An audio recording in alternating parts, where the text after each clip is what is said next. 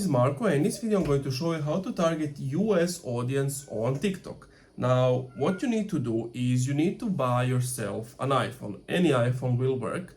Then you need to format it to complete reset it. And then once you're setting it up as a new phone, you need to enter like a US address, US state, US zip code, everything US. Buy a SIM code or eSIM that's in the US so that they know you are like there, so you don't have to physically be there. From there, once you set up as a new phone, create a new Apple ID account, and then once you are logged into your phone like I am, you want to install a VPN. At the moment I use Surfshark, and once you have it, open up your TikTok account. If you can, create an account with the US number. So to do that, you can use softwares like Sonetel that allows you to buy US number, and you can do it that way.